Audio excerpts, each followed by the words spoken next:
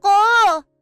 Nagmamadaling naghugas muna ng kamay si Carmen para iwan ang hinuhugasan niyang mga plato para puntahan ang anak na nasa banyo. Paliliguan na rin kita ha, para makapaglaro ka na sa labas. Maraming tatahiin si mama kaya dun ka muna kila Aling Bebang, okay? Okay po, ma. Napangiti na lang si Carmen dahil natutuwa siya na naiintindihan ni Carson ang kalagayan nilang mag-ina. Hindi na niya kailangan makipagkulitan sa kaniyang anak para hindi siya maabala sa pagtatrabaho. Ma, bigyan mo po ako ng 5. Bibili ako ng ice candy. Sige, sandali lang. Tumayo si Carmen matapos niyang bihisan si Carson para kumuha ng pera. Pagbukas niya ng cabinet ay bumungad sa kaniyang isang puting sobre na may lamang lilibuhin. Napalunok na lang si Carmen at ipinailalim na lang yun sa iba niyang gamit. Galing kay Patrick ang pera na yun. Sustento para kay Carson. Pero kahit na minsan ay hindi pa ginalaw ni Carmen ang mga pera na yun dahil meron naman siya. Kaya niya pang sustentuhan si Carson at gusto niya na hanggang kaya niya, hindi siya hihingi ng tulong kay Patrick dahil may sarili na itong pamilya. Hanggat maaari, ayaw na niyang mamagitan sa mga ito. Hello Philippines! Nandito ulit ang pinakamagandang ninang ni Carson!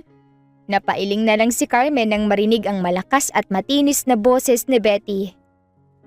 Hello, kumare ko! Nasaan ang inaanak ko? Nandun sa labas, nakikipaglaro. Nako, hinayaan mo na naman sa labas ang inaanak ko. Baka mahawa yun sa mga kuto ng kalaro niya. Maglubay ka nga, Betty, ang OA mo. Araw-araw malinis yung anak ko. Etchos mo naman. Oh, ito. Nag-grocery kami ni Ian at dinamay na namin kayo ng inaanak ko. Itinigil muna ni Carmen ang ginagawa niyang pananahi para matamang tignan ang kaniyang kaibigan na may dalang mga paper bag. Na naman, Betty? Kakabigay mo lang nung nakaraan sa amin. Hindi mo naman kami kargadong mag-ina.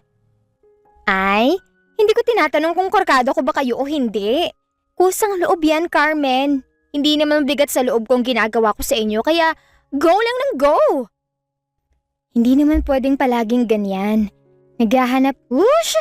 Stop na, okay? Ito mga damit ko yan na hindi ko nakasya sa akin dahil lumaki ang balakang ko. Isuot mo mag-ayos-ayos ka, Carmen. Aba, bata pa tayo, huwag tayo masyadong magpahuli. Paano ko na lang makakahanap ng bagong daddy ni Carson? Yan ka na naman. Hindi mo ba naaalala yung huling beses na ginaniyan mo ko? Tinignan ni Carmen ang kaibigan niya na ngayon ay napapangiwi na lang nang maalala nito ang ginawa sa kanya nitong paglakad kay Patrick. Oo nga pala. O sige, mag-ayos ka na lang para sa anak mo para ma-inspire siyang ipagmalaki ka. Natawa na lang si Carmen bago mapailing dahil sa kalokohan ni Betty. Wala pa rin talaga itong pagbabago. Pero girl, wala na ba talagang chance sa mga boylet na interested sa'yo?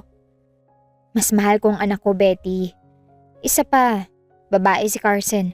Mahirap magpapasok ng ibang lalaki sa bahay namin dahil hindi ko alam kung ano talaga ang pakay niya. Mas uunahin ko na ang kaligtasan ng anak ko. Sa bagay, may point ka dyan, BFF. Ang tali-talino mo talaga. Kaya sayong-sayo ako eh. Pero wala ka na ba talagang balita sa kumag mong ex? Natigilan si Carmen dahil sa naging tanong ni Betty sa kanya. Hindi pa nga pala niya na ikukwento rito ang tungkol sa biglaang pagsulpot ni Patrick sa bahay nila noong nakaraan.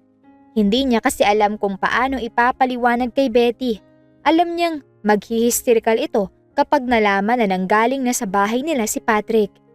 Nag-iwas na lang ng tingin si Carmen at ginawang abala ulit ang sarili sa pananahi na ginagawa niya. Wala pa rin. Ang tigas talaga ng lalaki na yun. Tubuan sana siya ng kulugo sa bayag niya. Leche siya. Magaling tumikim tapos hahayaan ng nakatiwawang. Nabubwisit talaga ako sa kanya. Masasampal ko siya kapag nakita ko siya. Tahimik na lang si Carmen at hinayaan na magbunganga si Betty tungkol kay Patrick. Hahanap na lang siya ng ibang pagkakataon para sabihin dito ang tungkol sa ginagawang pagsustento sa kanila ni Patrick. Papa, laro po tayo sa labas. Napatingin si Patrick sa batang lalaki na kaedaran lang ni Carson. Ito ang anak nila ni Helen. Nakangiti ito sa kanya habang hawak ang saranggola na ginawa niya para dito. Sige, maglalaro tayo. Tipid na ngumiti si Patrick bago tumayo at samahan sa labas ang kanilang anak. Sa dalampasigan sila pumuesto ni Paulo dahil doon malakas ang hangin. Tinulungan niya itong mapalipad ang saranggola bago siya maupo sa isang tabi para panoorin ang batang masayang nagpapalipad nito. Hindi niya maiwasan ang pangiti habang pinapanood si Paulo, pero sa ngiting yun ay may nakakubling lungkot dahil naaalala niya ang anak nila ni Carmen na si Carson. Napapaisip siya kung ano na kaya ang ginagawa ng kanyang mag-ina sa mga oras na ito. Ang laki na ng anak natin. Sumikdo ang puso ni Patrick nang marinig niya ang boses ni Helen sa kanyang likod. Ito ang babae na pakakasalan niya ilang buwan pa mula ngayon. Oo, lumalaki na si Paulo kaya kailangan na niyang mag-aral. Gusto ko sanang sa syudad siya mag-aral para hindi na siya mahirapan makisalumuha sa iba kapag napunta siya sa Maynila. Hindi ba masyadong malayong lugar na yun? May eskwelahan naman dito sa isla. Ayos na naman kung dito mag-aral ang anak natin, Patrick. Iba pa rin kapag sa university siya nagkolehiyo. Saka, ayaw mo ba nun? Lalaki sa mataong lugar si Paulo. Mas malaking advantage ang bagay na yun. Pero gusto ni Amang na rito sa isla lumaki si Paulo. Gusto nilang magkaisip ang anak natin sa isla na sinilangan niya. Huminga ng malalim si Patrick at malumanay na hinarap ang kausap. Napakaamo talaga ng mukha nito at parang hindi marunong magalit. Malaanghel ang mukha ni Helen na kahit sinong makakakita sa babae ay mabibighani talaga rito. Pero hindi siya isa sa mga taong yun.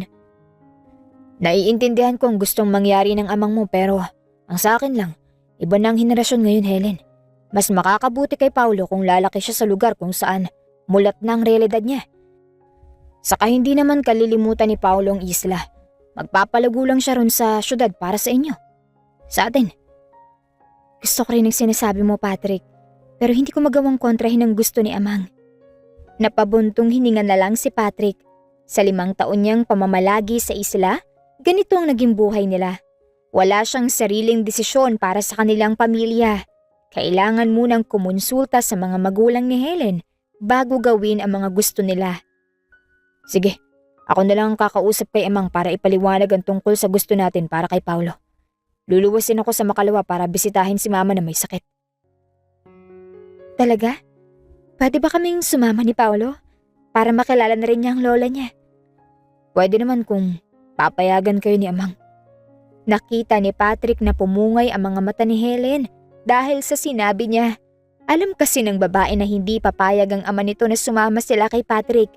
Masyadong mahigpit ang mga magulang ni Helen at pati siya ay nasasakal na.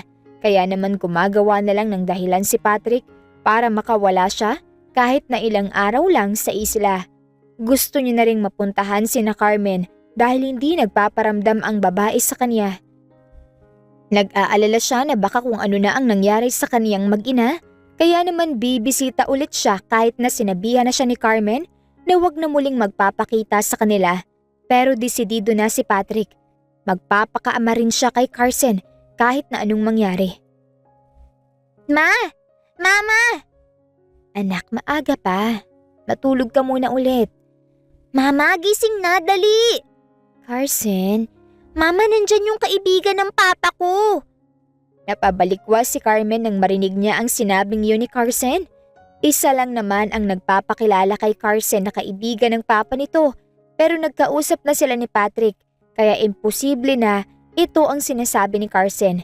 Pero kinabahan pa rin siya kaya dali-dali siyang lumabas ng kwarto at halos mabuwal si Carmen nang makitang may tao nga sa kanilang sala. Dapat tinuturuan mo si Carson na huwag magbukas ng pinto kapag may kumakatok at wala ka sa paligid. Anong ginagawa mo rito, Patrick? Nag-usap na tayo, diba? Hindi ka na dapat nandito. Tatanggalan mo na ba talaga ako ng karapatan kay Carson? Uy, nakita mo po si papa ko? Ano po sabi ni papa ko? May pasalubong po ba siya sa akin? Nagkatinginan silang dalawa ni Patrick nang sumingit si Carson sa usapan nila para tumakbo palapit kay Patrick. Inalis ni Patrick ang mga tingin nito sa kanya para tignan ang anak nila. Oo, may pasalubong siya sa'yo. Ito, tapos pinapabigay niya rin to. Inabot ni Patrick ang isang paper bag kay Carson at isang picture. Nanlaki ang mga mata ng anak nila at tumingin sa kanya. Mama, ikaw to!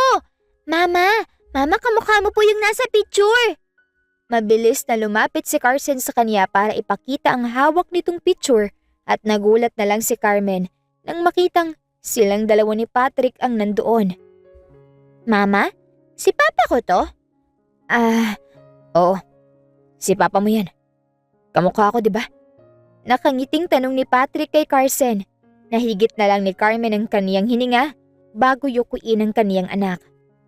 Sa kwarto ka muna, Carson. Tignan mo muna yung mga pasalubong ni Papa sa'yo. Tatawagin ka na lang ni Mama kapag pwede nang lumabas. Okay lang po ba? Opo, Mama. Pogi po pala Papa ko, Mama. Ngumiti na lang si Carmen bago panoorin si Carson na pumasok sa kanilang kwarto. Nang masiguradong hindi na sila naririnig ni Carson, ay hinarap ni Carmen si Patrick. Hindi niya mapigilan ang nararamdaman para sa lalaki na ngayon ay prenteng nakaupo sa kanilang sofa. Umalis ka na, Patrick. I want to be her father. Naririnig mo bang sinasabi mo, Patrick? Gulo tong pinapasok mo. Umuwi ka na sa pamilya mo. Magpapakaama ako kay Carson.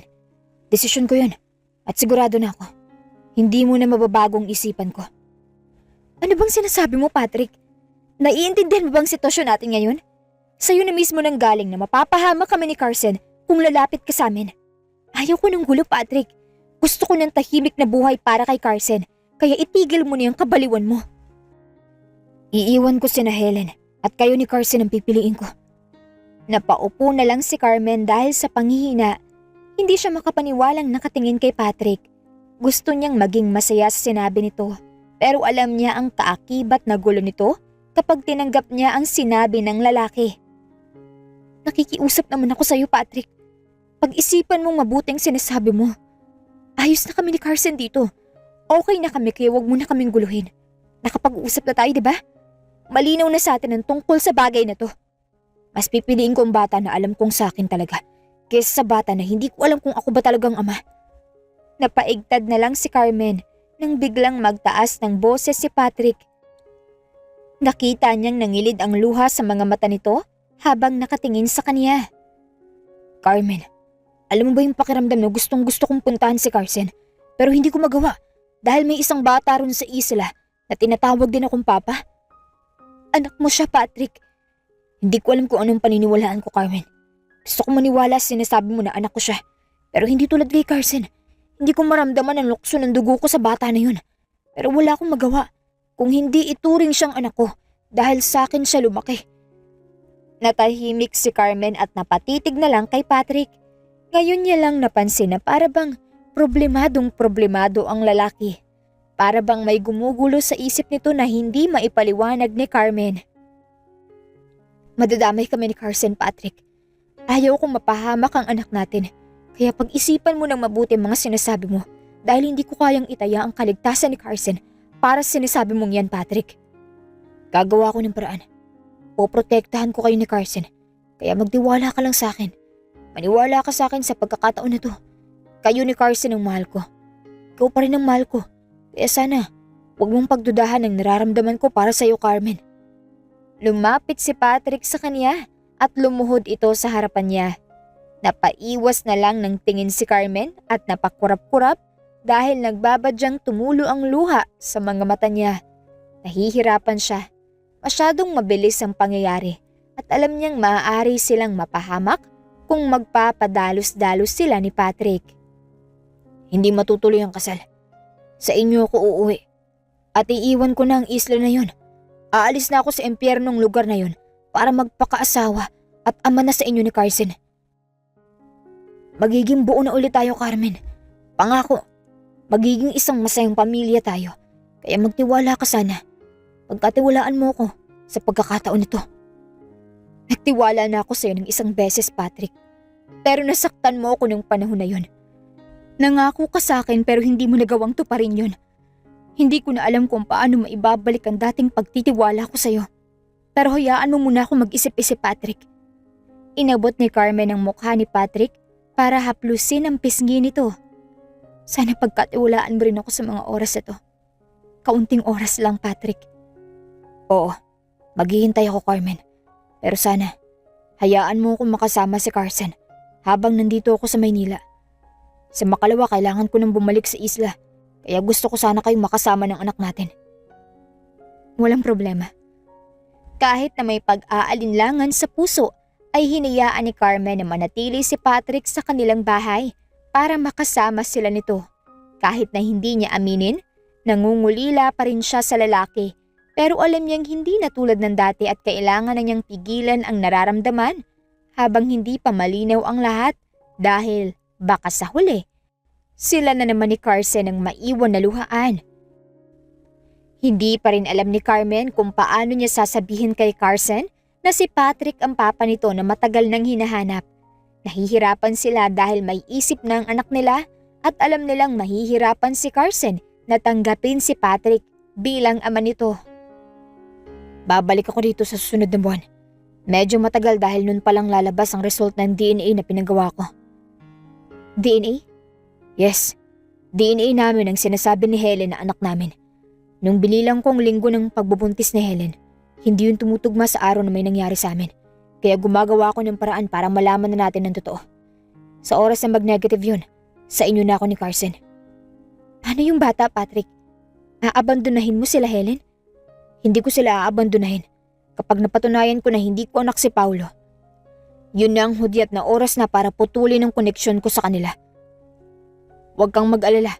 Maingat ako, Carmen. Magiging maayos din ang lahat. Kung sakali man na lumabas na ang resulta ng DNA, kausapin mo sila ng maayos. Ipaintindi mo rin sa bata na hindi ikaw ang ama niya dahil sa'yo na siya lumaki, Patrick. Sigurado ako na masakit din sa kanya ang bagay nito. Ngumiti si Patrick bago haplusin ng mainit na palad nito ang kaniyang pisngi. Nagulat siya nang halikan siya ng lalaki sa kaniyang labi. Oo, gagawin ko lahat ng sinabi mo. Mag-iingat din kayo rito ni Carson. Huwag mong hahayaan na kung sino-sino ang pinapapasok ng anak natin sa bahay niyo dahil hindi ligtas ang mundo ngayon. Mag-iingat ka rin, Patrick. Hihintayin ka namin ni Carson. Pinanood ni Carmen na lumapit si Patrick kay Carson na natutulog para humalik at magpaalam muna pansamantala sa kanilang anak dahil kailangan na ulit bumalik ni Patrick sa isla para hindi makahalata ang mga tao ron na may mali. Naging maingat si Patrick sa bawat kilos at galaw niya. Pati sa mga salitang binibitawan niya habang nasa isla siya, ay maingat na maingat siya. Umakto rin siya sa harap ni na Helen na parang normal lang ang lahat. Kumusta ng mama mo? Ayos na bang pakiramdam niya? Bumubuti ng kalagayan ni mama. Sigurado akong makakapunta sila sa kasal natin.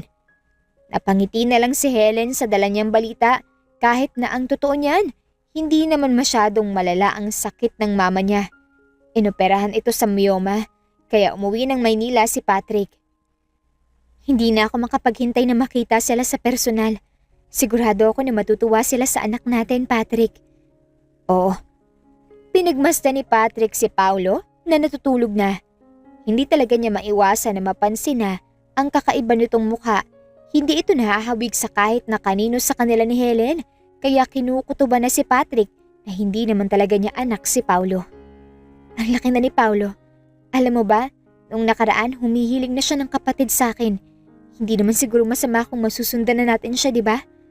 Napalunok na lang si Patrick nang maramdaman niya ang magaan na paghalik ni Helen sa kanyang leeg. Pero bago pa man lumalim yun, ay pinigilan na niya ang babae. Hindi matutuwa ang mga magulang mo kung mabubuntis ka ulit nang hindi pa tayo kasal. Kaunting hintay na lang, Helen. Kapag naikasal na tayo, bubuo na tayo ng sarili nating pamilya na tayo lang. Hindi nakasamang ibang tao. Gusto ko yung naisip mo. Mas lalong hindi na ako makapaghintay sa kasal natin, Patrick. Tipid nang umiti si Patrick nang maramdaman niyang niyakap siya ni Helen. Alam niyang pagpapanggap na lang ang lahat ng to dahil matagal nang na kay Carmen ang puso niya at hindi na siya makapaghintay na makauwi ulit sa tunay niyang mag-ina. Mama, sakit ng ngipin ko sa bigay ni Papa ko. Napatingin si Carmen sa anak niya na ngayon ay iniinda ang ngipin nito. Napapailing na lang si Carmen dahil kinain ni Carson ang bigay ng mga chocolate ni Patrick dito. Inubos mo kasi lahat. Hindi naman pinapaubos sa'yo. Sarap ng chocolate, Mama. Nasa abroad po ba si Papa ko? Hindi. Nasa Pilipinas lang din ang papa mo. Mama, kailan po uuwi si Papa ko? Napahinto na lang si Carmen at napatitig kay Carson. Mukhang inip na ang kanilang anak na makilala ang ama nito. Kahit na ang totoo ay ilang beses na nitong nakikita at nakakasama si Patrick. Huminga ng malalim si Carmen at hinarap ng maayos ang anak. Siguro, ito na ang tamang oras para malaman ni Carson ang totoo. Anak, makinig kang mabuti kay Mama, okay? Sige po, Mama. Naalala mo ba yung kaibigan ng papa mo na pumupunta rito? Yung pogi na mabait, Mama? Yung may pasalubong din po sa akin? Yung Lorenzo rin po tulad sa akin? Oo, siya. Patrick Lorenzo ang pangalan niya. Opo, Mama. Pareho po kami. Paano kapag sinabi ko na siya talaga ang papa mo? Anong mararamdaman mo? Napansin ni Carmen na natigilan si Carson at napatitig sa kanya. Mukhang hindi dito inaasahan ng sasabihin niya dahil matagal bago ito nakasagot. Pero sabi niya po, Mama, hindi siya yung papa ko. Carson, tumingin ka kay Mama. Si Patrick Lorenzo. Siya yung first love ni Mama. Anak, siya lang ang lalaki na minahal ni Mama. Hindi namin masabi agad sa'yo dahil natakot si Papa mo na magpakilala sa'yo. Kasi matagal siyang nawala, di ba? Mama, kung siya po ang papa ko, bakit niya po tayo iniwan noon? Bakit po wala siya sa tabi ko nung lumalaki po ko? Hindi po ba tayo mahal ni Papa ko, Mama? Hindi sa ganun, Carson. Kinailangan kasi ni Papa na magtrabaho sa malayo. Tapos, ngayon lang siya nakauwi sa atin. Nangilid ang mga luha ni Carmen dahil nasaktan siya sa ipinapakitang emosyon ni Carson sa ngayon. Hindi niya alam kung paano ipapaliwanag ng maayos dito ang sitwasyon nila. Pero ang mahalaga ngayon ay nalaman na ni Carson ang totoo para hindi na ito mangulila pa kay Patrick. Mama, uuwi po si Papa ko rito ulit, di ba? Oo naman anak, uuwi na si Papa mo sa bahay palagi para makasama ka niya. Tayo dalawa, kasi mahal tayo ng Papa mo. Kaya kapag nakita mo siya, tawagin mo siyang Papa, okay? Okay po, Mama. Pero bakit ka po umiiyak? Masaya lang si Mama kasi buo na ulit ang family natin. Yun palagi ang wish mo, di ba? Ang magkaroon ng happy family. Hindi pa man naipaliwanag ng lubos ni Carmen sa anak nila ni Patrick. Masaya na siya na kahit papaano ay nakilala na nito si Patrick bilang totoong ama nito at hindi na siya makapaghintay sa pagbalik sa kanila ng lalaki. Alam niya na magulo pa ang lahat, pero alam din ni Carmen na ipinaglalaban sila ni Patrick kaya handa rin siyang makipaglaban para sa karapatan nila sa lalaki. Psst! Carmen. Napaigtad si Carmen nang may sumitsit sa kanya isang umaga habang nagtatahi siya. Nang tignan niya ito, napuno ng kagalakan ng kaniyang puso nang makita na umuwi na ulit si Patrick sa kanila. Kaya dali-dali siyang tumayo para lapitan ng lalaki at yakapin ito. Sobra sa isang buwan bago ka ulit makauwi sa amin. Pasensya na, nagkasakit kasi si Paulo kaya hindi ako agad nakaalis. Hinintay ko muna siyang gumaling para hindi niya ako masyadong hanapin. Umiwalay si Carmen sa lalaki at nakangiting pinagmasdan ang mukha nito. Isang buwan lang naman pero parang ang tagal na lang hindi nagkitang dalawa. Nandito ka na talaga. Nangako ko, di ba? Kailangan kong tuparin yun. Hinalikan siya sa mga labi ni Patrick. Nasaan na palang anak natin? Nandyan lang sa labas naglalaro. Maya-maya, uuwi na yun. Mama, kanino yung magandang tsikot sa labas ng bahay natin? Sabay na napatingin sina Patrick at Carmen kay Carson na humahangos na pumasok sa kanilang bahay at nang makita nito sa Patrick, nangislap ang mga mata nito. Carson, may pasalubong ulit si Papa. Papa ko! Nanigas si Patrick sa kinatatayuan nito nang mabilis na lumapit si Carson dito para yumakap. Napalabi na lang si Carmen habang pinapanood ang mag-ama niya na magyakapan. Carson, Papa ko, ang tagal mong umuwi. Kala ko hindi ka na po uuwi sa amin ni Mama. Nagtataka na tumingin sa kanya si Patrick.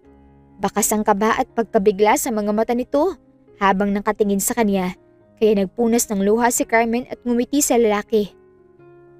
Hinahanap na niya yung papa niya. Wala na akong rason para ipagdamot sa kanyan tungkol sa'yo. Papa ko, namiss kita. Sabi mo, hindi ikaw ang papa ko tapos ikaw naman pala. sorry. Hindi kasi alam ni Papa kung paano. Tara nga rito. Napahikbi na lang si Patrick nang muli niyang yakapin si Carson. Doon nakita ni Carmen na mahal ni Patrick ang anak nila. Kaya naman lumuhod din si Carmen at niyakap ang mag-ama niya. Mahal na mahal ko kayo. Hindi na ako mawawala ng matagal. Sama-sama na tayo palagi. Nung araw din na yon, lumabas sila ni na Patrick. Safe naman daw dahil walang kamag-anak sina Helen sa Maynila, kaya nag-family bonding sila at walang paglagyan ang kaligayahan ni Carson. Halos hindi na rin ito humiwalay kay Patrick. Palagi itong nakakarga o nakakapit sa lalaki na ikinatutuwa ng mga labis ni Patrick. Ang akala ni Carmen ay walang kapaguran ng anak nila, pero hapon nang makatulog na ito sa bisig niya habang pauwi na sila sa kanilang apartment. Pagod na pagod si Carson. Komento ni Carmen nang maibaba niya na ang anak nila sa kwarto nito. Enjoy na enjoy ba naman? Bukas ulit. Lumabas ulit tayo. Kahit na anong gusto mo, Patrick. Kailangan mong makabawi kay Carson. Hindi naman pwedeng kay Carson lang. Napatingin si Carmen kay Patrick. Nakita niya na may kakaibang kislap ang mga mata nito habang nakatingin sa kanya. Kaya naman, napalunok na lang siya. Tara sa kabilang kwarto. Hinuli ni Patrick ang kanyang palapulsuhan at hinila patayo para dalhin sa kabilang kwarto. Noong oras na mailak na ng lalaki ang pinto, ay wala nang salisalitang nagtagpo ang kanilang mga labi. Nanghihina ang mga tuhod ni Carmen habang sinasalubong ang mga halik ni Patrick. Sabik na sabik, uhaw na uhaw. Hindi na alam ni Carmen kung saan siya kukuha ng lakas, kaya naman hinayaan niyang tangayin siya ng malalaking bisig ni Patrick pahiga sa kama. God, I miss you so much, Carmen. Miss na miss din kita, Patrick. Pwede bang mamaya na lang ang usap? Natawa na lang ang lalaki bago siya nito ibabawan habang hindi napuputol ang kanilang halikan. Sa loob ng 5 taon, ngayon na lang ulit nakaramdam ng kakaibang init sa katawan niya si Carmen na napunan ng husto ni Patrick. Pagod ka ba? Matulog ka na. Babantayan kita. Baka takasan mo kami ng anak mo. That will never happen. Go, Carmen. Close your eyes. Maaga pa tayo bukas. Kailan ang balik mo sa isla? Next week. It will be the last time. Lalabas na ang result ng DNA namin ni Paolo. Pag uwi ko sa susunod, hindi na ulit ako aalis. Bakit ngayon mo lang naisipan na magpa-DNA, Patrick? 5 taon. Sana noon pa, para noon ka pa namin nakasama. Sorry, I have no courage that time. Hawak ako ng mga magulang ni Helen sa leeg at hindi talaga nila ako pinapaalis ng isla. Pero itong nakaraang taon, nangako ako na papakasalan ko si Helen basta hayaan lang nila akong makabisita sa mga magulang ko. Kaya hinayaan nila akong makaluwas dito dahil ang iniisip nila, inaasikaso ko rin ang kasal namin ni Helen. Hindi na matutuloy ang kasal, di ba? Hindi na. Kapag naabsuelto na ako sa kanila, kasal naman natin ang iintindihin ko. Pero bago yun, iuuwi ko muna kayo sa bahay para ipakilala kay Mama. Natigilan si Carmen dahil sa sinabi ni Patrick. 5 taon na ang nakalilipas pero hindi pa rin nawawala sa alaala ni Carmen ang eksena ng unang beses siyang makita ng mama ni Patrick. Huwag ka masyadong mag-alala. Sigurado ako natanggap ka ni Mama. Lalong-lalo na ni Papa at ng kapatid ko. Akong bahala sa inyo ni Carson. Ipaglalaban ko kayo.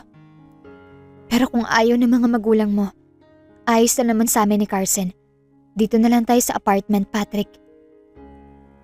Walang problema. Pero magpapagawa tayo ng bahay para sa pamilya natin. Humigpit ang pagkakayakap ni Carmen kay Patrick habang bumubuo sila ng plano para sa pamilya nila.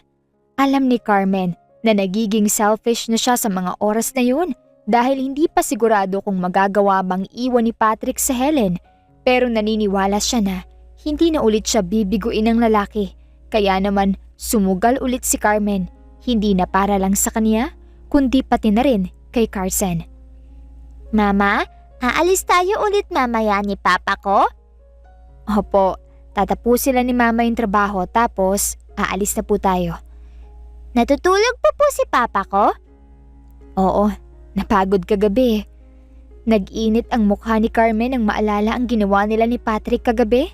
Halos hindi rin siya makabangon kaninang umaga pero naalala niya na kailangan niyang paglutuan ng almusal si Carson kaya pinilit niyang bumangon.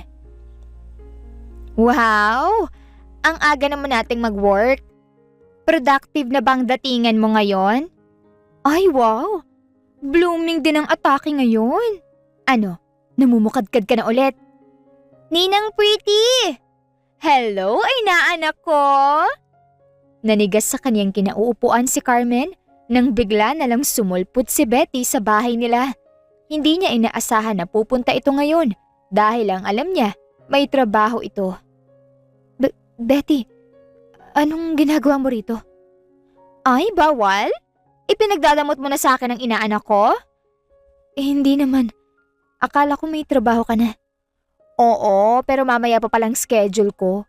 Kaya rito muna ako para makipaglaro sa ina. Anak kong cute. Ninang, aalis kami mamaya. Ay, talaga?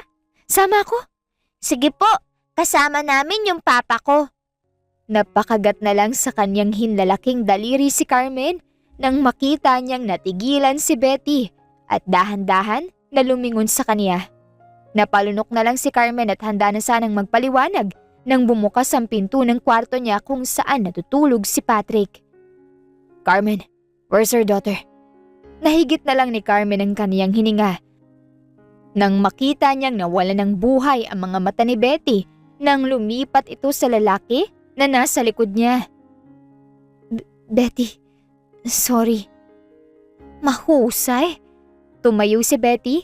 Hinanda ni Carmen ang kaniyang sarili kung sasampalin man siya ay ready na siya. Pero nanigas siya nang lagpasan lang siya ni Betty. Betty, hindi na naituloy ni Patrick ang pagtawag dito nang malakas siyang sinampal ni Betty.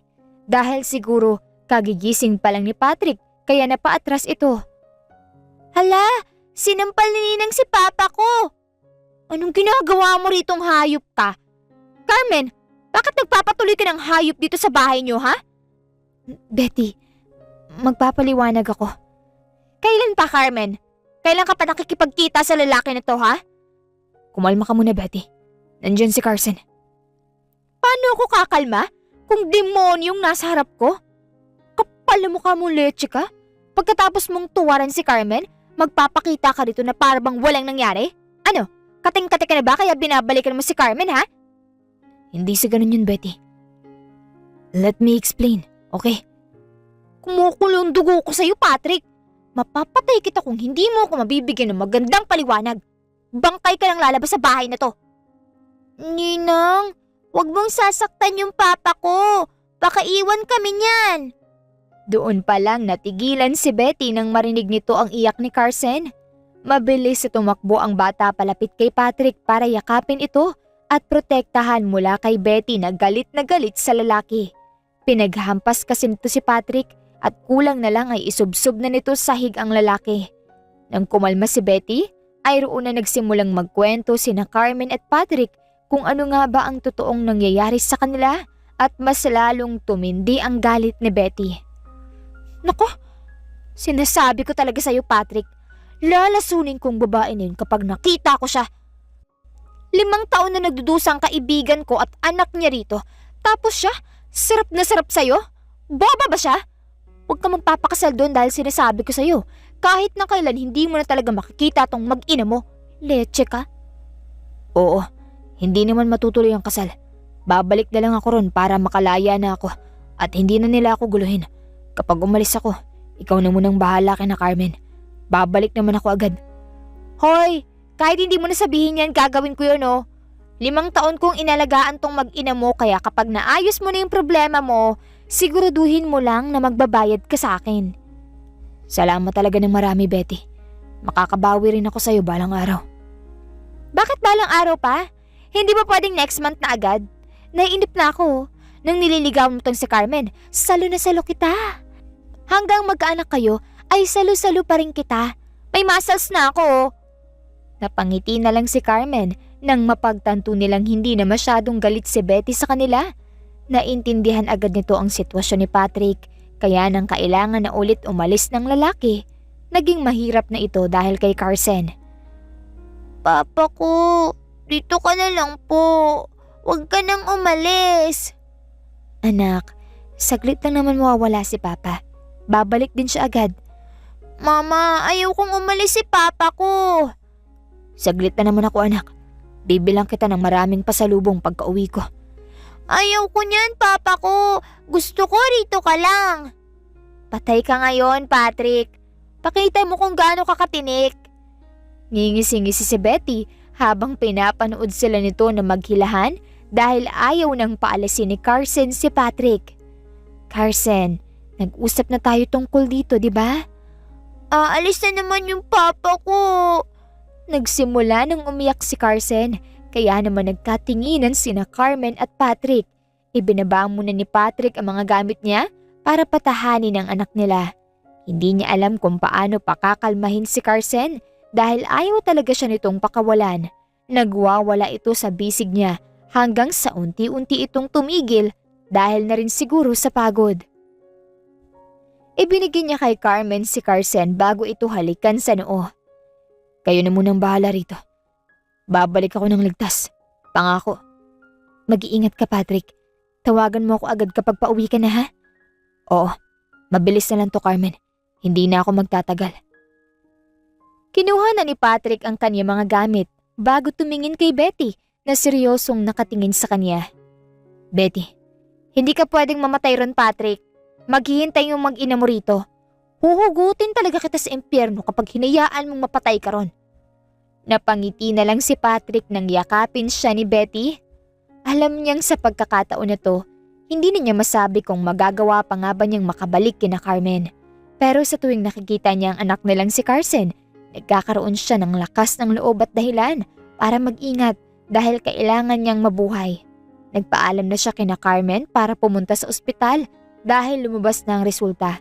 Noong oras na mahawakan niya ang papel ng resulta, ay halos sumabog ang galit ni Patrick dahil negative. Kahit na 1%, hindi nag-match kay Paulo. Kaya bumalik siya ng isla para bawiin na ang kalayaan niya. Buti nakabalik ka na. Hinahanap ka ni Paulo. Kailan mo pa alam, ha? Malumanay man ngunit mababakasan ng galit sa boses ni Patrick nang salubungin siya ni Helen nang makarating siya sa isla. Bumakas ang pagtataka sa mga mata ni Helen habang nakatingin sa kanya. Ha? Anong sinasabi mo, Patrick? Huwag ka nang magmaang-maangan, Helen. Tama ng pagpapanggap at pagpapahirap sa akin. Alam ko ng totoo. Hindi ko anak si Paulo. Hindi siya nanggaling sa akin at wala akong pananagutan sa kanya. Patrick, hindi. Mali. Ano pa bang mali, ha? Ito ang DNA test namin ni Paulo na nagsasabi na kahit na katitig na meron si Paulo, hindi nag-match sa akin. Ano, itatanggi mo pa ba, ha? Dahil sa lakas ng boses ni Patrick ay naagaw niya ang atensyon ng ilang mga taga-isla kaya tinawag ng mga ito ang magulang ni Helen. 5 taon. Ang daming pagkakataon na pwede mong sabihin sa akin ng totoo. Pero mas pinili mong magsinungaling at paniwalain ako sa bagay na wala namang katotohanan. Naisip mo ba kung gaano karaming oras ang ninakaw mo sa akin para ipaako ang bata na hindi naman pala sa akin? Anong kaguluhan ito, ha? Amang, bakit ka umiiyak, ha? Sinaktan ka ba ng gago na to? Amang, hindi po ako sinasaktan ni Patrick. Ang totoo nga niyan, ang anak mo pang nanakit sa akin. O baka naman may alam ka rin. Alam mo rin ba na hindi ko anak tong apo mo, ha? Hoy, bata! Nasa teritoryo kita kaya ayusin mo ang uri ng pagkakausap mo sa akin. Kayang-kaya kitang patahimikin ng walang nakakaalam. Ano? Tatakutin mo na naman ako? Papatayin mo ako? Ganun ba ang gusto mong sabihin? Sige, tara. Hindi na ako natatakot sa inyo dahil sobra-sobra ng oras na kinuha niyo sa buhay ko. Ipinagkait niyo sa akin ang kalayaan ko sa loob ng 5 taon. Kaya ngayon, lalaban ako dahil alam kong wala akong papel sa isla na to at hindi talaga ako nabibilang sa inyo. Anak nang, handa ka na ba talaga mamatay ha? Amang, wag! Wag niyo pong sasaktan si Patrick. Tama na po, Amang. Hindi ko na rin po kayang mabuhay kasama si Patrick dahil ramdam ko sa loob ng 5 taon na kahit minsan, hindi niya nagawang mahalin ang tulad ko. Kaya hayaan niyo na lang pong makaalis si Patrick, Amang. Hindi! Pakakasalan ka niya dahil nabuntis. Hindi po, Amang. Hindi si Patrick ang nakabuntis sa akin. Umiiyak na wika ni Helen, kaya naman napatingin silang lahat sa babae na parang naghihinagpis sa hindi nila malamang dahilan. Hindi po si Patrick ang ama ng anak ko at wala rin pong nangyari sa amin. Sinabi ko lang na may nangyari sa amin ni Patrick dahil gustong-gusto ko siya at gusto ko na may kilalaning ama si Paulo. Natakot din ako sa iyo, Amang, dahil baka palayasin mo ko at magalit ka sa akin kapag nalaman mong si Gustavo ang nakabuntis sa akin. Si Gustavo? Ang hangal na yon? Opo, Amang. Kaya palayain niyo na si Patrick dahil napapagod na rin po akong magpanggap na ayos lang ang lahat, Amang.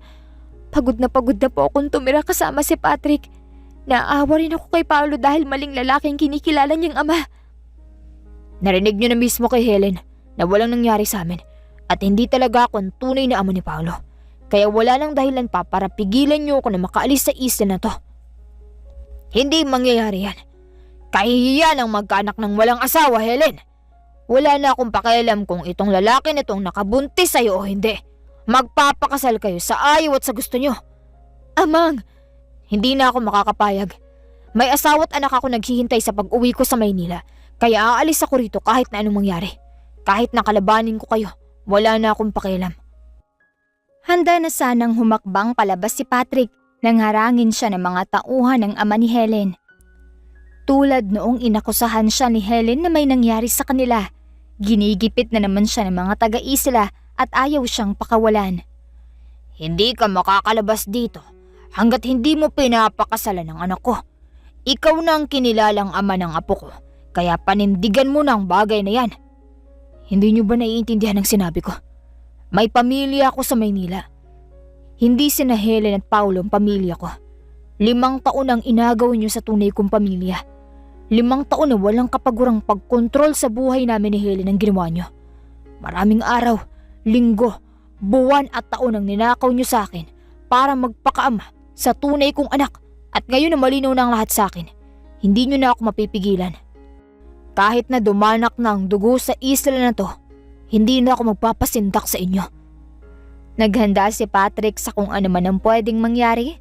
Kinakabahan siya pero gustong-gusto na niyang umalis sa lugar na yun dahil sa tuwing nakikita niya ang mga tao sa isla, parang bumabalik ang bangungot na nangyari sa kanya sa 5 taon na nagdaan. Tama ng isang beses ng pagiging duwag. Tama ng pag-aapi niyo sa mga taong tulad ko na kalayaan lamang ang nanais para sa mahal nila sa buhay.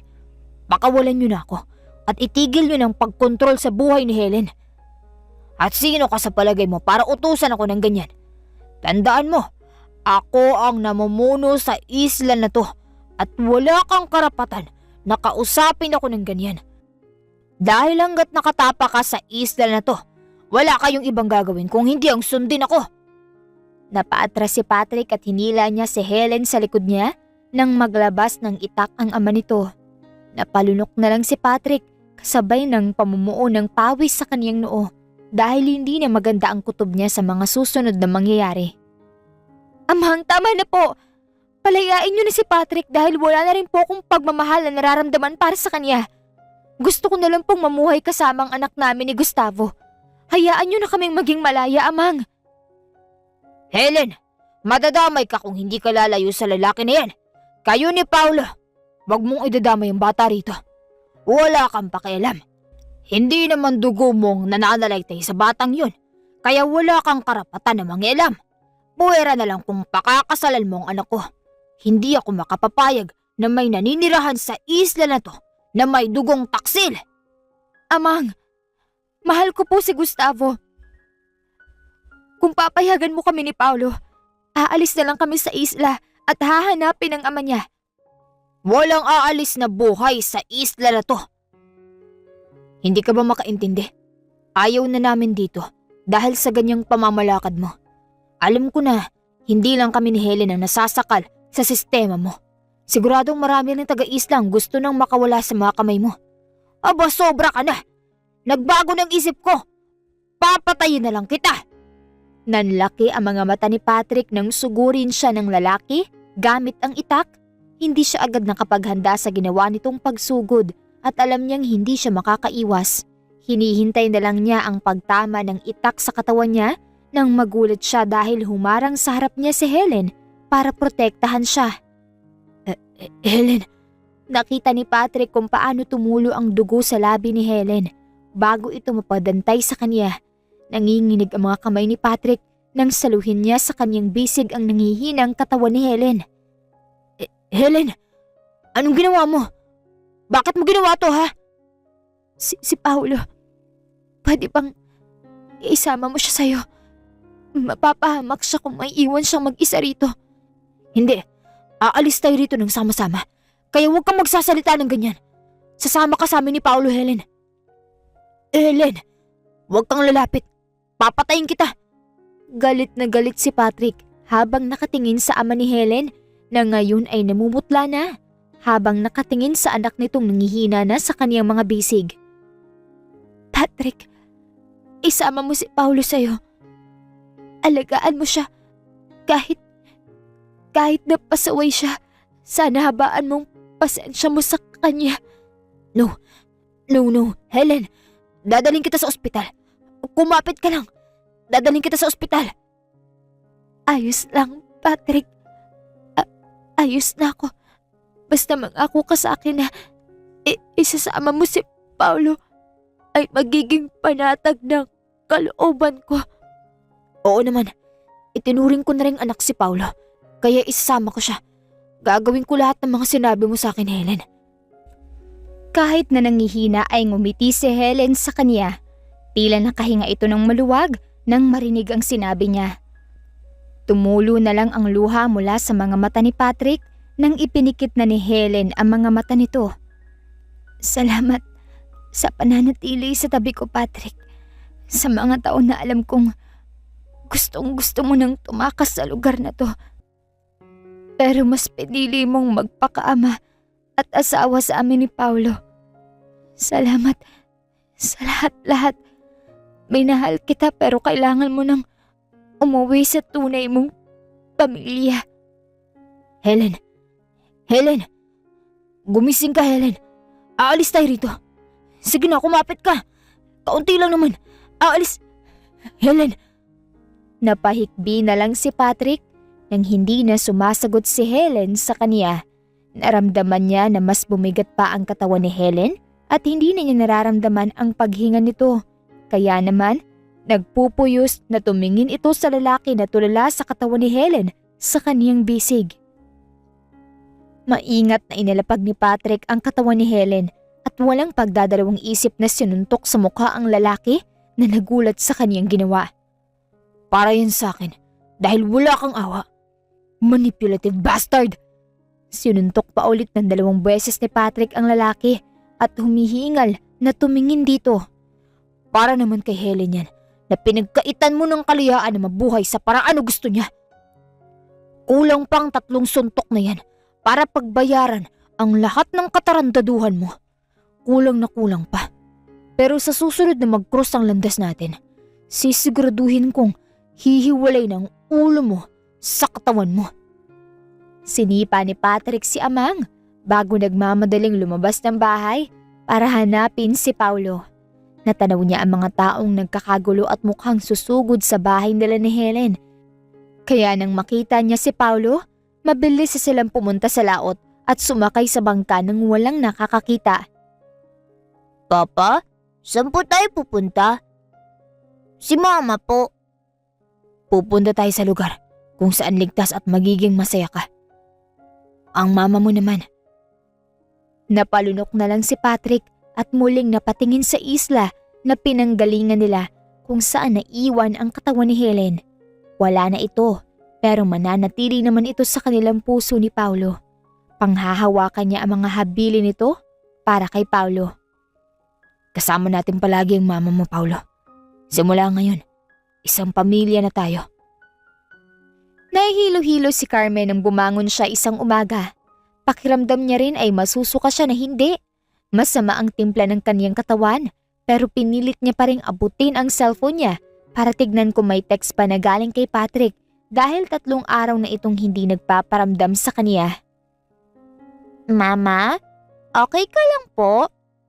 Okay, hindi na naituloy ni Carmen ang sasabihin niya dahil napasugod na siya sa lababo at nagsuka roon.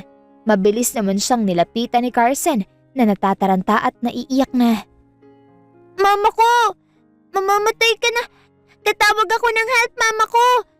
Hindi na nahabol ni Carmen ang anak nila nang tumakbo na ito palabas ng kusina. Pero ilang segundo pa lang ang nakalilipas nang may malaki at mainit na palad na ang humagod sa kanyang likod. Third baby? Mabilis na napalingon si Carmen sa nagsalita na yon at gusto niyang maiyak nang makita niya si Patrick sa kaniyang harapan. Mabilis niya itong niyakap ng mahigpit. Bakit ba ang hilig mong pag-alalahanin ako ha?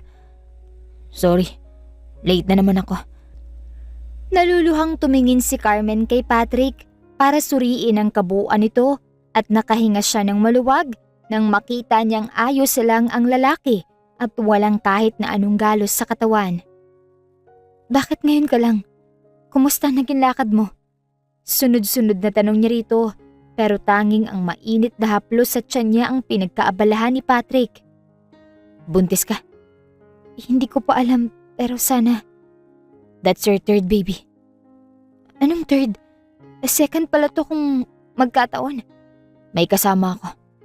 Natigilan si Carmen dahil sa sinabi ni Patrick pero nginitian lang siya nito bago akayin papunta sa sala kung saan ay naabutan nila si Carson na kausap ang isang batang lalaki. Ano pangalan mo? Bakit ka kasama ng papa ko? Papa ko nga sabi yun. Ako si Paulo Isla Lorenzo. Lorenzo rin ikaw? Oh, bakit ikaw? Lorenzo rin ako eh. Carson, Patrice, Lorenzo. Magkapatid tayo?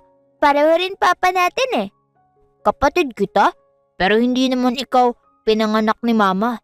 Hindi rin ikaw nakatira sa isla. Patrick, anong ibig sabihin nito? Naguguluhan na tanong ni Carmen sa lalaki. Tinignan niya ito ng puno ng pagtataka ang mga mata. Malungkot na tumingin si Patrick sa kaniya at inakbayan siya. Mula ngayon ay anak na natin si Paulo. Wala na siyang ibang pamilya, Carmen. Si Helen? Wala na si Helen. She died in that hell island.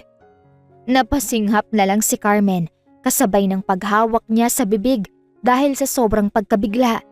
Tinignan muli ni Carmen ang 2 bata na masaya na nag-uusap tungkol sa kung anong bagay. Mukhang nagkasundo agad ang mga ito. Ako na lang ang tanging meron si Paulo. Hindi ko siya pwedeng iwan sa isla dahil baka kung anong gawin sa kanya ng mga tao ron.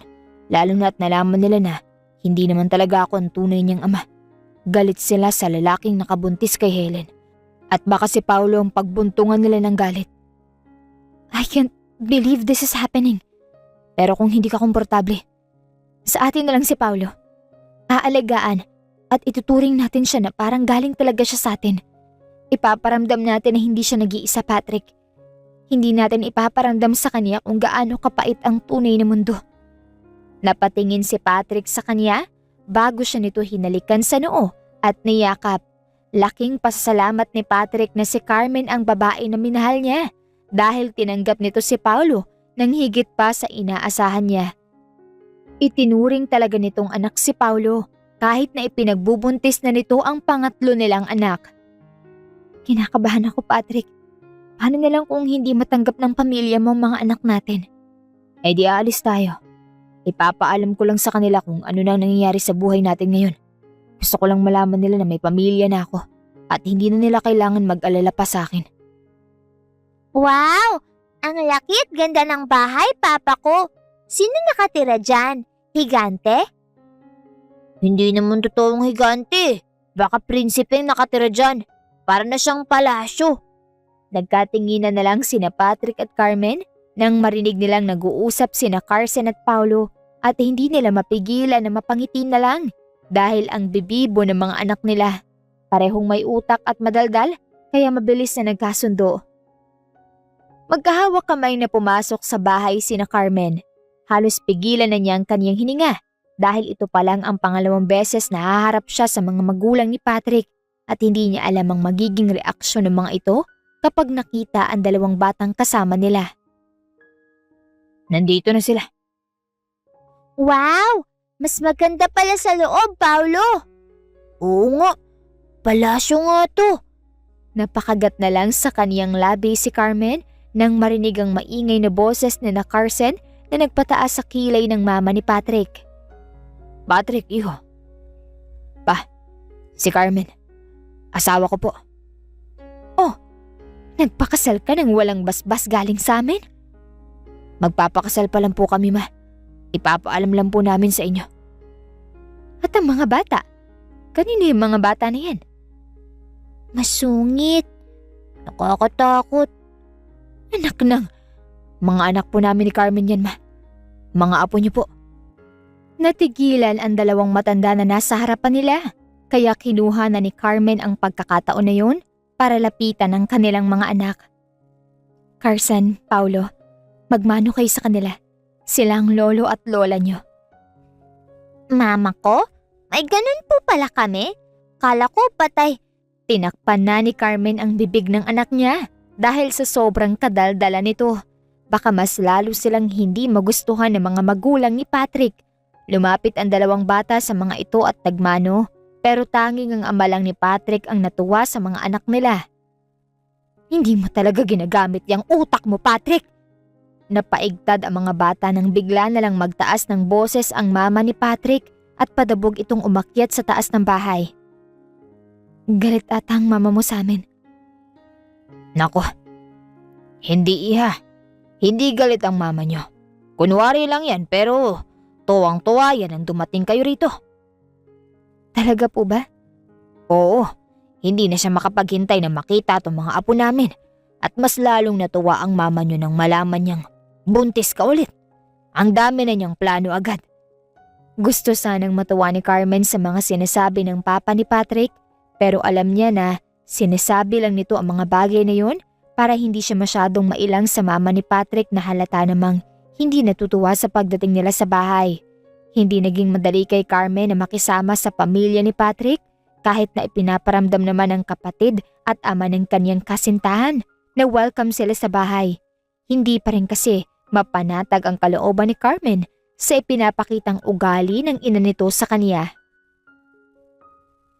Kung hindi masungit ay mataray. Hindi rin siya nito masyadong kinakausap at palagi siya nitong iniiwasan. Pero napapansin ni Carmen ang mga simpleng bagay na ginagawa ng ginang para mapasaya sina Carson at Paulo. Kaya kahit na papaano, natutuwa siya. Patrick.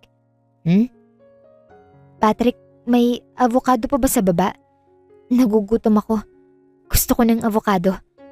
Nakapikit na wika ni Carmen nang maramdaman niyang humilab ang tiyan niya at bigla na lang siyang nanakam sa avocado. 4 na buwan ang kaniyang tiyan, kaya naman mas tumindi pa ang paglilihi niya sa kung ano-anong pagkain. Kahit na antok ay idinilat ni Carmen ang mga mata para tignan si Patrick na tulog sa tabi niya. Mukhang pagod ito galing trabaho.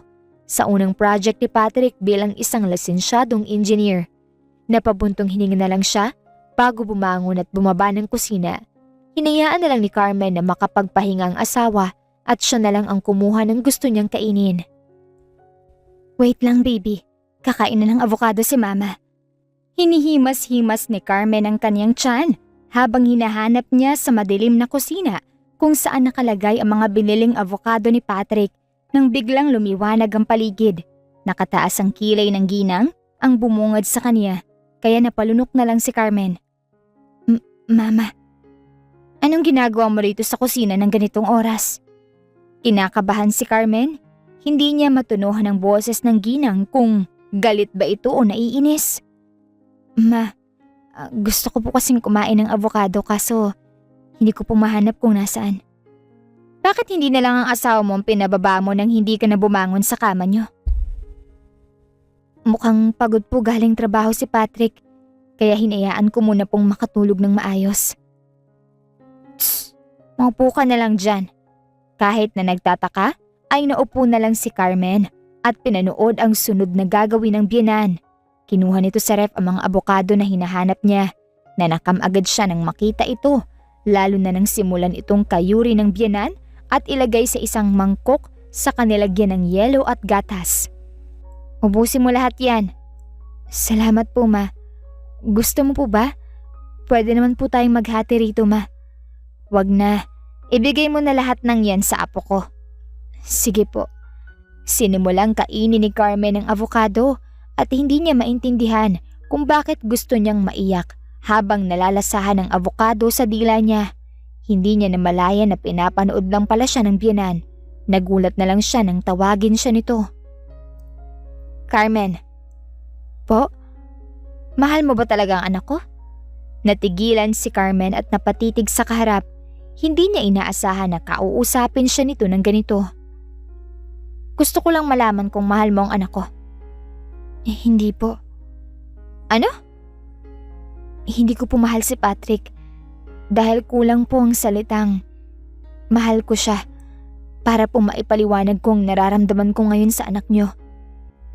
Sa lahat po ng ginawa ni Patrick sa amin at para sa mga anak niya, hindi po kayang tumbasan ng kahit na anong salita ang mga yon. Napapangiti na lang si Carmen sa tuwing maaalala niya ang mga sakripisyo ng kanyang asawa para sa kanila ni na Carson. Hindi po sapat ang mga salitang yun para masagot ko po ang tanong niyo. Dahil kung bibigyan po ulit ako ng isa pang buhay, si Patrick pa rin po ang pipiliin kong lalaki na mapapangasawa at magiging ama ng magiging mga anak ko. Kaya po hindi ko lang basta mahal ang anak niyo. Higit pa po sa katauhan kong kaya kong ibigay sa kanya. Kung ganon, mukhang wala na akong dapat na ikabahala pa dahil mukhang nasa tamang babae ng anak ko. Nagulantang si Carmen sa sinabing iyon ng kaharap niya. Ngayon lang sila nakapag-usap ng ganito ng biyenan, kaya naman nagugulat talaga siya sa kanyang mga narinig. Tumayo na ang ginang at tumalikod na sa kanya, pero bago ito maglakad, nagsalita ito. Alagaan mo ang sarili mo, pati na rin ang apo ko riyan sa tiyan mo. Magpalakas ka muna at intindihin ang sarili para hindi ka masyadong mahirapan ng mga anak. Kami na ng papa mong bahala kina Carson para hindi ka na ma-stress. Sasabihan ko rin si Patrick na babantayan ka ng maigi. Mama, hindi naging maganda ang unang pagkikita natin dahil masyado kitang minaliit noon. Nahusgahan muna kita bago kita makilala ng lubusan. Nagkamali ako sa isipin na pera lang ang habol mo sa anak ko pero buti na lang, matigas ang ulo at nagpatuloy pa rin kayo. Huminga ito ng malalim at nagpatuloy sa pagsasalita. Hindi ako galit sa kahit na sino sa inyo. Galit ako sa sarili ko dahil hindi ko magawang patawarin ang sarili ko sa mga nasabi ko sa iyo noon. Ma, kalimutan na po natin yon. Matagal na po yun at hindi ko naman po dinibdib ang mga bagay na yon. Alam ko po na inaalala nyo lang din po si Patrick nung oras na yun. Kaya naiintindihan ko po. Wala po kayong dapat na ipagpatawad, ma. Sige na, ubusin mo na yung kinakain mo at magpahinga ka na sa kwarto nyo. Napalunok na lang si Carmen habang pinapanood ang ginang na maglakad na palayo sa kanya. Nangilid na lang ang mga luha niya nang dahil sa matinding kaligayahan na nararamdaman niya sa mga oras na yon. Napagtanto niya na hindi galit ang mama ni Patrick sa kanya. Hindi sila kinamumuhian nito. Mahal na mahal sila nito, lalong-lalo na ang kanilang mga anak ni Patrick. Carmen, ano nangyari? Bakit ka umiiyak? Nagulat na lang nang biglang sumulpot si Patrick na tataranta at mukhang naalimpungatan lang. May masakit ba sa'yo? Gusto mo ba? Dalhin na kita sa ospital? Tanging iling lang ang naisagot ni Carmen sa asawa dahil napapahikbi na siya. Bakit ka umiiyak?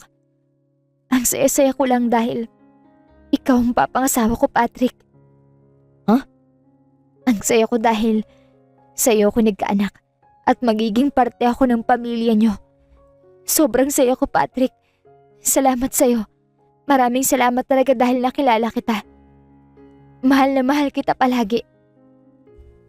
Carmen, ano ba talaga nangyayari sa'yo? Okay lang ako. Okay lang kami ng baby natin. Hindi ko lang maiwasan na maging emosyonal kasi nalaman ko ng swerte ko dahil merong mga tao na mahal ang pamilya ko, kaya ingatan natin to, Patrick. Gawin nating tahanan ng pamilya natin para sa mga anak natin. Para may uuwian sila sa tuwing mapapagod na sila sa mundong to. Napuno ng pagmamahal ang mga mata ni Patrick habang nakatingin sa kanya, kaya naman napangiti ito at niyakap siya. Kami ang swerte sa'yo, Carmen. Mahal na mahal ka namin ng mga anak mo. Paano nga ba mananalo sa laban ng buhay? Paano magpapatuloy kung ikaw ay napilaya na? At paano magagawang maniwala na may naghihintay sa atin sa hinaharap kung sa simula pa lang pinapahirapan na tayo? Dapat lahat ay pinagpapaguran sa buhay. Dapat palaging ginagawa ng paraan ng mga bagay na nais nating makuha para matawag natin itong worth it. At kung minsan din, may mga dumarating na unexpected things sa buhay natin na hindi natin alam kung saan gagamitin. Pero bawat bagay na dumarating sa atin ay may halaga at kahulugan. Kailangan mo lang pagyabungin ng mga ito at tignan ang kalalabasan. Mas masarap pakinabangan ang mga bagay na galing mismo sa ating dugo at pawis kaysa ang mga bagay na mabilis na nating nakuha pero ganun din kabilis mawala sa atin. Wakas. Maraming salamat po sa inyong pakikinig. Kung nagustuhan niyo ang kwento, please leave a like, comment, share and subscribe to my YouTube channel. This is Miss Hanelet here in Miss Teen Stories. Hanggang sa muli, paalam!